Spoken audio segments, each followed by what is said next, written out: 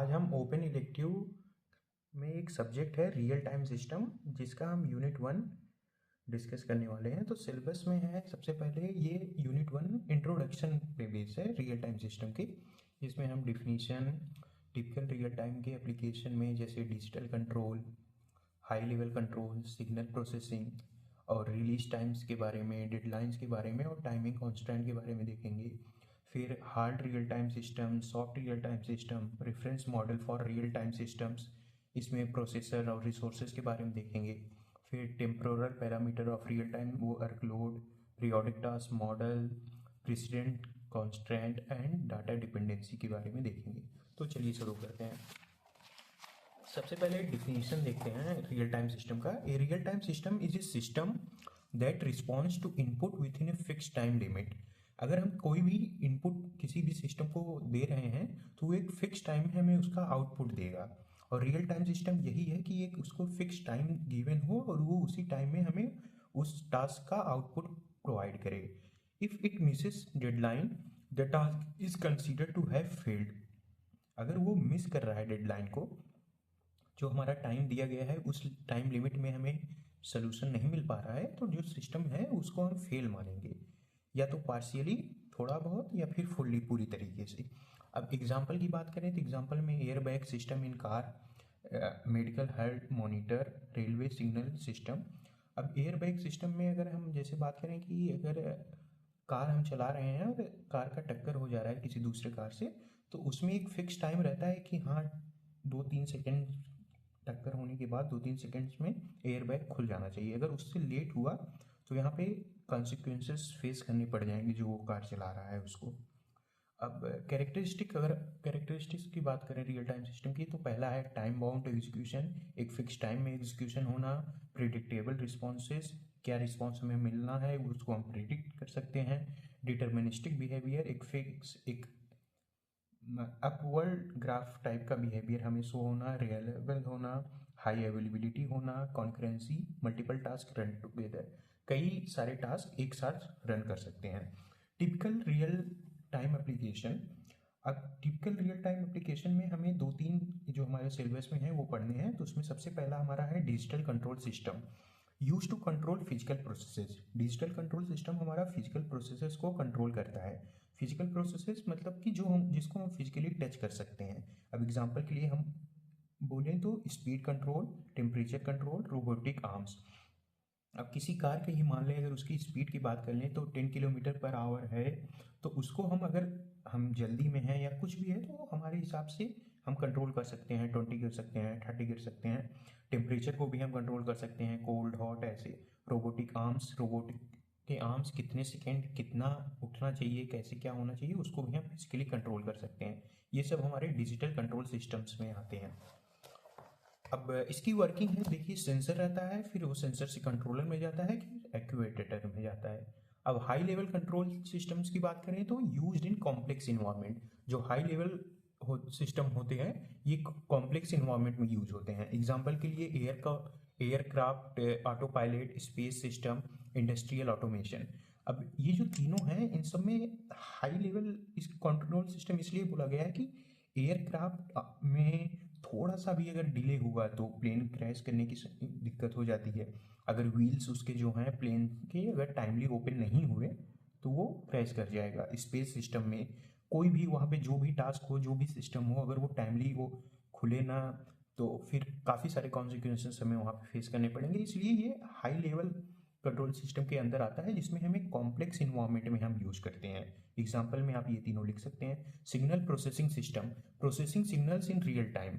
जो हमारे सिग्नल्स हैं उनको रियल टाइम में ये प्रोसेस करता है। एग्जाम्पल में ईसीजी मशीन। अब जैसे हार्ट बीट, हम हार्ट का ईसीजी कराने गए तो वो एक ग्राफ के फॉर्म में देता है कि हमारा कितने हार्ट पर मिनट में बीट कर रहा है वो, तो एक ग्राफ के फॉर्म में देता है। वॉइस रिकॉग्नाइजेशन, हमारी पिच कब लो हुई, कब हाई हुई, वो रडार सिस्टम हमारे सिस्टम में कब कोई भी एक मान लीजिए ऑब्जेक्ट आया, कुछ आया, तो वो जो हमारा एक रडार सिस्टम रहता है वो ग्राफ के फॉर्म में देता है कि इतने बजे इस लोकेशन या फिर इस एक जैसे मान लीजिए डायरेक्शन में ये कोई ऑब्जेक्ट आया तो वो सब वो मेंशन करेगा एक ग्राफ के फॉर्म में। अब आगे जो रिलीज टाइम वगैरह है उन सबको पढ़ने से पहले हमें रियल टाइम टास्क कॉन्सेप्ट के बारे में जानना बहुत जरूरी है। A task is a program that performs a specific job. एक टास्क क्या होता है? प्रोग्राम होता है जो कि एक स्पेसिफिक जॉब को करता है। अगर कोई हमने जॉब दिया है उसको, तो वो उसको करना है कि स्पेसिफिक टाइम में। अब टाइप्स ऑफ टास्क की बात करेंगे तो पीरियोडिक टास्क होता है, ए पीरियोडिक टास्क होता है, स्पोरेडिक टास्क होता है। अब सबसे पहले है हमारा release time, R. Release time is the time when task become ready. Release time एक ऐसा समय होता है जब हमारा टास्क तैयार हो जाता है, और इसको हम स्मॉल आर से डिनोट करते हैं। स्मॉल आर का मतलब होता है अराइवल टाइम ऑफ टास्क। अगर एग्जांपल की बात करें, मान लीजिए कोई एक टास्क है जो कि 4 सेकेंड पे हो रहा है, 4 सेकेंड्स पे आ रहा है, तो उसका जो रिलीज टाइम है स्मॉल आर वो इक्वल टू 4 हो जाएगा। अब आगे हमारा है एग्जीक्यूशन टाइम। एग्जीक्यूशन टाइम ऐसे डायरेक्टली हमारे AKTU के सिलेबस में मेंशन नहीं है, लेकिन अगर हम यहाँ पे रिलीज टाइम्स वगैरह के बारे में पढ़ रहे हैं तो इसको पढ़ना हमें जरूरी है कि कोई टास्क हमारा कब एग्जीक्यूट हो रहा है। तो इसको हम पढ़ते हैं। देखिए, एग्जीक्यूशन टाइम होता है, execution time is CPU time needed by task. कोई भी अगर हमें टास्क परफॉर्म करना है किसी भी सिस्टम में, तो उसमें CPU हमारा कितना टाइम ले रहा है उसको हम एग्जीक्यूशन टाइम कहते हैं, और इसको हम कैपिटल C से डिनोट करते हैं। एग्जीक्यूशन टाइम को हम कैपिटल C से डिनोट करते हैं। अब इसके 3 टाइप्स होते हैं एग्जीक्यूशन टाइप्स के, एग्जीक्यूशन टाइम के। और पहला है WCET, दूसरा है BCET, तीसरा है ACET। WCET यानी worst case execution time, BCET यानी best case execution time, ACET यानी average case execution time. Worst case में एग्जीक्यूशन टाइम कितना लग रहा है, CPU कितना समय ले रहा है। अगर बेस्ट केस है उसमें CPU कितना समय ले रहा है। अगर एक एवरेज केस है तो उसमें CPU कितना समय ले रहा है। और इसमें से जो वर्स्ट केस एग्जीक्यूशन टाइम है वो मोस्ट इंपॉर्टेंट होता है हमारा रियल टाइम सिस्टम में। अब हम बात करेंगे डेडलाइन के बारे में। डेडलाइन को हम स्मॉल d से डिनोट करते हैं। Deadline is the latest finishing time. Deadline हमारा है कि अगर एक हमें डेडलाइन दे दिया गया है कि इस टास्क को परफॉर्म करने का समय केवल 5 सेकेंड्स है, तो वो हमारा लेटेस्ट फिनिशिंग टाइम है कि मतलब वो टास्क हमारा 2-3 सेकेंड में भी पूरा हो सकता है कि, लेकिन लेटेस्ट बाय 4 सेकेंड उसको पूरा करना बहुत ज़्यादा जरूरी है, क्योंकि उतना उसका टाइमिंग ही उतना हमें पहले से ही गिवन है कि उसकी डेडलाइन ही 4 सेकेंड्स है। इसके 2 टाइप्स होते हैं, एब्सोल्यूट डेडलाइन और रिलेटिव डेडलाइन। अब इसका एग्जांपल देखते हैं। मान लो R इज इक्वल्स टू 5 दिया है और relative D is equal to 10 दिया है, तो अगर एब्सोल्यूट हमें इसका डेडलाइन फाइंड आउट करना है तो इन दोनों को ऐड करके हमारा एब्सोल्यूट डेडलाइन 15 आ जाएगा। अब हम बात करते हैं रिस्पॉन्स टाइम के बारे में, जिसको हम कैपिटल R से डिनोट करते हैं। Time from release to completion. एक टास्क कब रिलीज हो रहा है और वो कब कंप्लीट हो रहा है, उनके बीच के टाइम को हम रिस्पॉन्स टाइम कहते हैं। तो response time is equals to finish time minus release time. ठीक है, अगर रिस्पॉन्स टाइम कैपिटल R हमें फाइंड करना है, जो फिनिश टाइम है, जो एक टास्क कंप्लीट होने में समय ले रहा है, उसमें में से रिलीज टाइम को माइनस कर देंगे तो हमारा रिस्पॉन्स टाइम आ जाएगा। अब है हमारा timing constants. Timing constant ensure timely execution.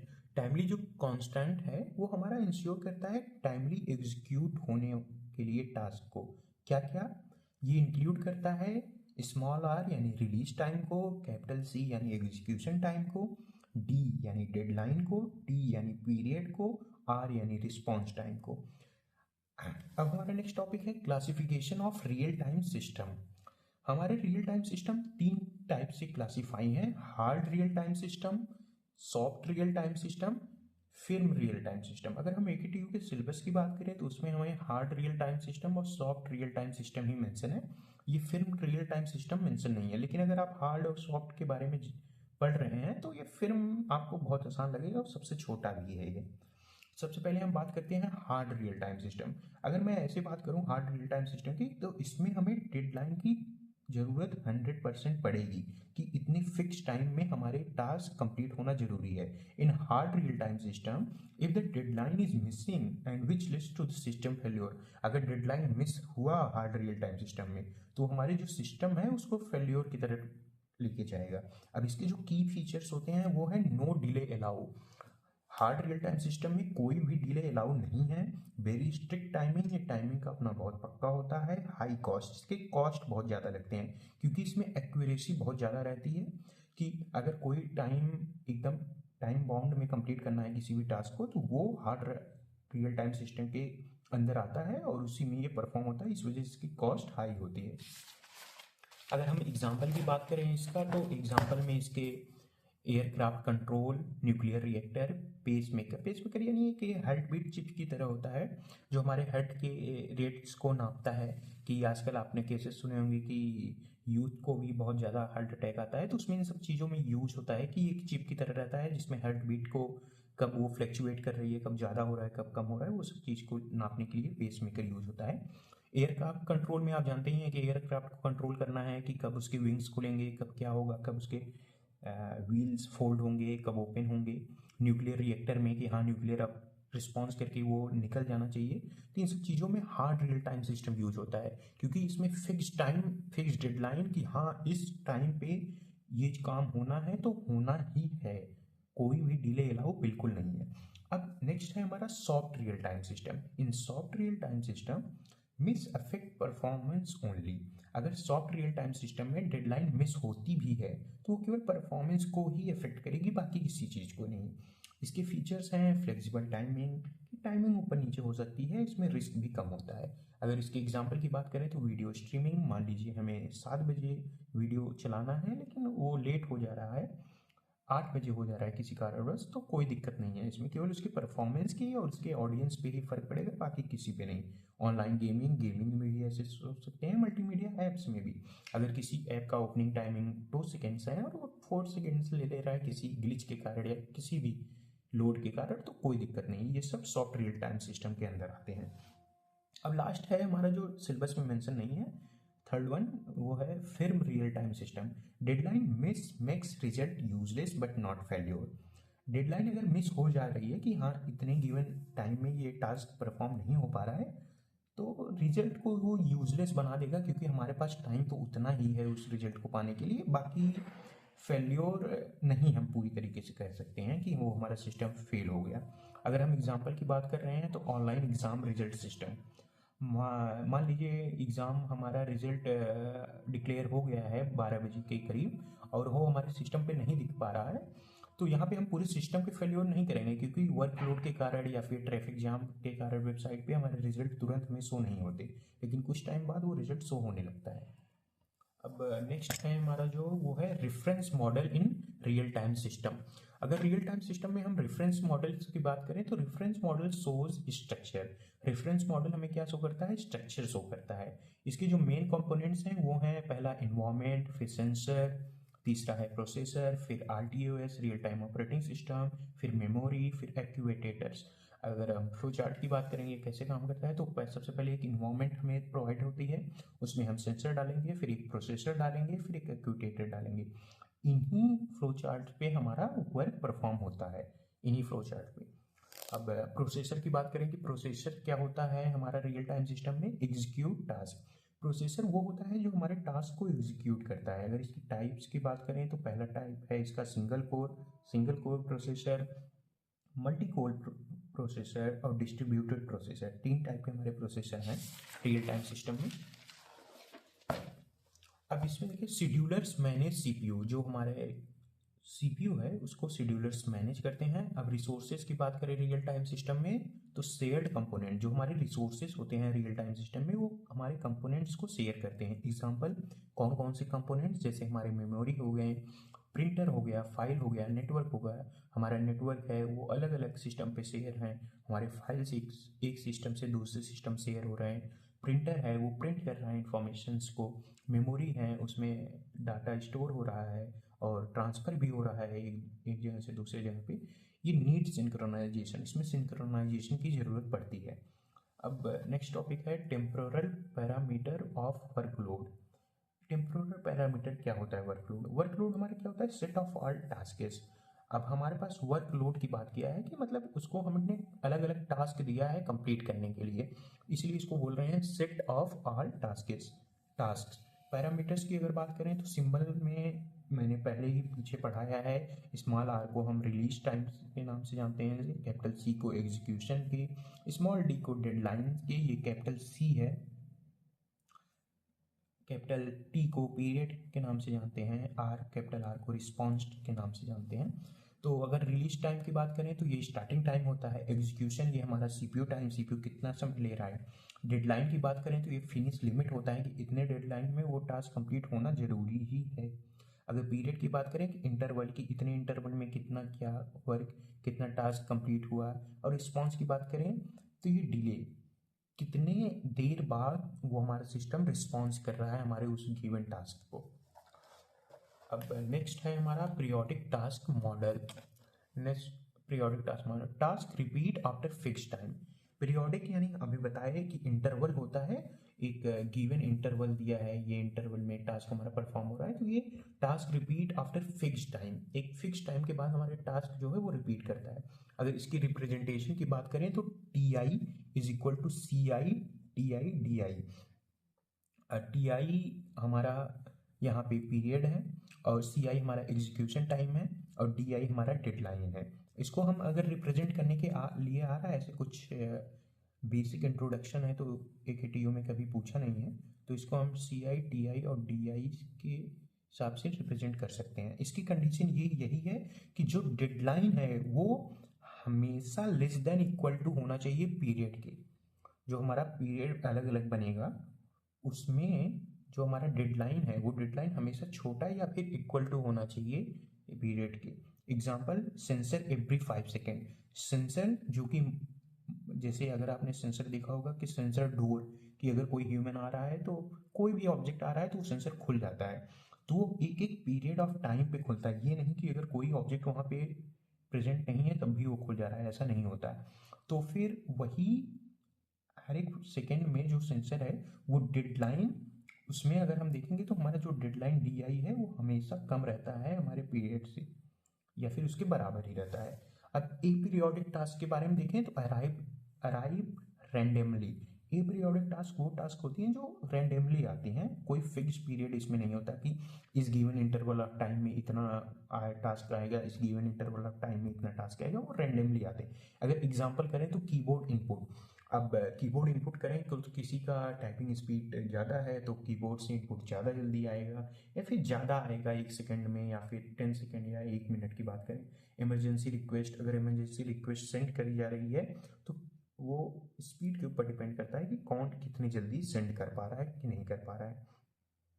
अब स्पॉराडिक टास्क की बात करें है मिनिमम अराइवल गैप। अब इसमें जो अराइवल गैप होता है वो मिनिमम होता है, इसमें टास्क कॉन्सिक्यूटली आते रहते हैं। If minimum gap is equal to 5 second can not अगर बिफोर 5 सेकेंड। अगर मिनिमम गैप दे दिया गया है कि 5 सेकेंड में ही एक टास्क आएगा तो उस 5 सेकेंड के पहले कोई और टास्क नहीं आ सकते हैं। यूज्ड इन इमरजेंसी सिस्टम, ये इमरजेंसी सिस्टम में यूज होता है। अब है precedence constant. One task must finish before next.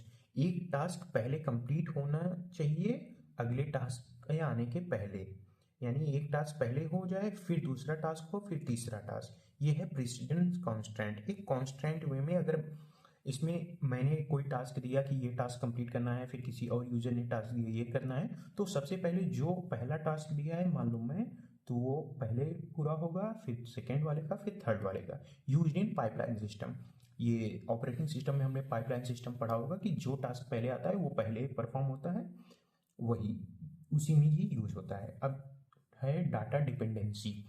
Output of one task is input of another. Data dependency वो होती है कि किसी एक टास्क का आउटपुट किसी दूसरे टास्क का इनपुट होता है। जैसे मैंने T1 टास्क दिया तो हमें डाटा एज अ आउटपुट मिला, डाटा यहाँ पे मेरा एज अ आउटपुट है, लेकिन जो हमारा T2 है उसके लिए हमारा इनपुट डाटा है और डाटा इनपुट के लिए हमारा आउटपुट T2 है।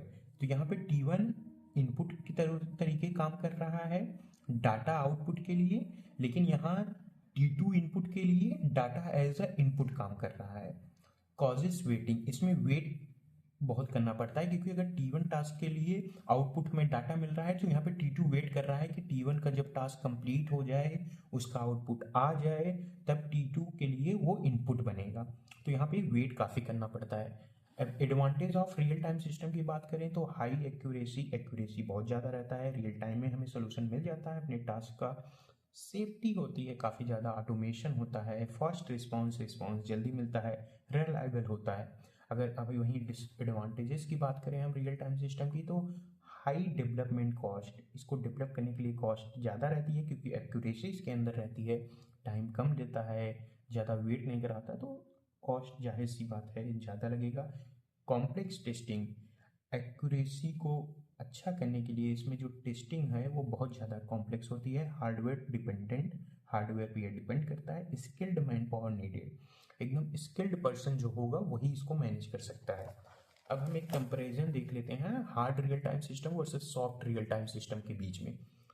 अगर फीचर्स की बात करें जैसे डेडलाइन की, तो हार्ड रियल टाइम सिस्टम में मस्ट मीट, डेडलाइन जरूरी है हार्ड रियल टाइम सिस्टम में, बिना डेडलाइन के वो काम नहीं करेगा। और वहीं अगर हम सॉफ्ट रियल टाइम सिस्टम की बात करें तो उसमें डेडलाइन मिस हो सकती है, कोई दिक्कत नहीं है।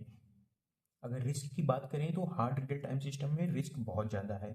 अब बहुत ज़्यादा कैसे है, क्योंकि मैंने वहाँ बताया एयरक्राफ्ट कंट्रोलर में अगर थोड़ा सा भी ऊपर नीचे हुआ तो वो एयरक्राफ्ट के लैंडिंग वगैरह में दिक्कत हो जाएगी अगर रिस्पॉन्स इसको टाइमली नहीं मिला तो। और सॉफ्ट रियल टाइम सिस्टम में कोई दिक्कत नहीं है, वीडियो स्ट्रीमिंग कर रहे हैं तो फिर इसमें रिस्क बहुत ज़्यादा कम होता है। कॉस्ट की बात करें तो हार्ड रियल टाइम सिस्टम बहुत ज़्यादा कॉस्ट करता है, सॉफ्ट रियल टाइम सिस्टम उसके अकॉर्डिंग कम कॉस्ट करता है। अगर एग्जांपल की बात करें तो पेसमेकर वही वो चिप होता है जो हार्ट बीट के पास रखा जाता है और नापने के लिए होता है कि हार्ट हमारा कितने रेट से बीट कर रहा है कितने से नहीं। और अगर सॉफ्ट रियल टाइम सिस्टम की बात करें तो यूट्यूब पे कोई वीडियो स्ट्रीम करनी है तो उस हिसाब से डिले वगैरह हो जाएगा। तो बाकी अगर आपको ये वीडियो अच्छा लगा हो तो इस यूट्यूब चैनल को सब्सक्राइब करें। थैंक यू, मिलते हैं अगले वीडियो में एक नए यूनिट के साथ।